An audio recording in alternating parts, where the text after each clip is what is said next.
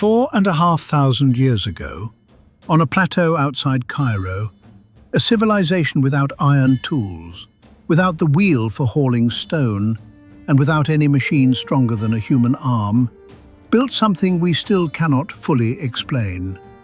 The Great Pyramid of Giza. 2.3 million blocks of stone, some weighing as much as 9 elephants, stacked to a height that would remain the tallest structure on Earth for almost 4,000 years. And they did it in a single generation. For centuries, people simply refused to believe it was possible. Ancient astronaut theorists pointed to the stars. Fringe historians pointed to Atlantis. But in the last few decades, archaeologists have found something better than speculation. The actual evidence of how it was done.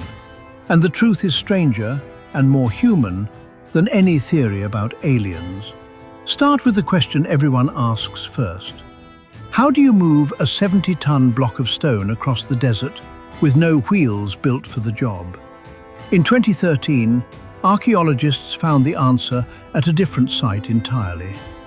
Papyrus logs describing the daily work of a man named Mira, who hauled limestone for the Pyramid of Khufu himself. And in Egyptian tomb paintings, we can see the trick laid bare. Workers wetting the sand directly in front of a giant wooden sledge.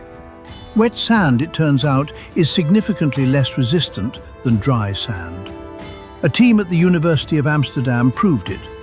Wetting the sand in front of the sledge cut the required pulling force by half. Then there's the ramps. For 100 years, historians argued endlessly about how workers raised stones nearly 500 feet into the air. A single straight ramp, long enough to reach the summit, would have needed more material than the pyramid itself. The likely answer, supported by a ramp discovered at an alabaster quarry in 2018, is a spiral ramp, built up the outside of the pyramid as it grew, with corner ramps and levers doing the final, most delicate lifting at the top. But the workforce may be the biggest myth of all. Popular imagination, fed by Hollywood, insisted on slaves under the whip. What archaeologists actually found, starting in the 1990s, was a purpose-built city beside the pyramids. Barracks, bakeries, breweries, and a cemetery for the workers themselves, buried with honor close to the monument they built. Medical evidence shows healed broken bones, meaning injured workers were treated and recovered. These were not slaves. They were paid laborers, fed a diet that included beef, farmers rotating through labor duty during the Nile's flood season, when their fields lay underwater and their king needed hands. And then there is the precision that still humbles modern engineers.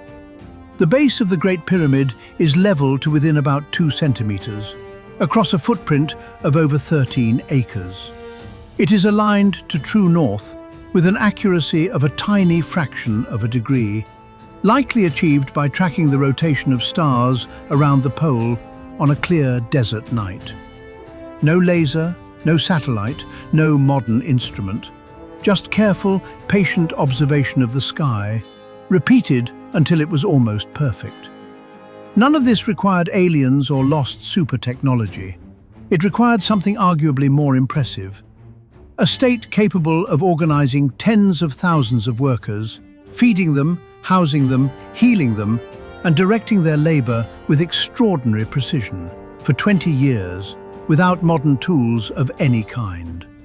The pyramid is not evidence that ancient people had help from beyond. It is evidence of what ordinary humans can build when a civilization commits everything it has to a single, audacious idea. And yet, for all we've learned, mysteries remain. We still don't know exactly how the largest blocks, weighing 80 tons or more, were lifted into the king's chamber, 45 meters up. We still don't fully understand the internal shafts that point towards specific stars, or the purpose of the recently discovered hidden void above the Grand Gallery, found by cosmic ray imaging in 2017 and still unexplored. The pyramid keeps some of its secrets even now. Perhaps that's fitting. A monument built to last forever should still have something left to teach us. Next time, we uncover another. Subscribe and step back into the buried world.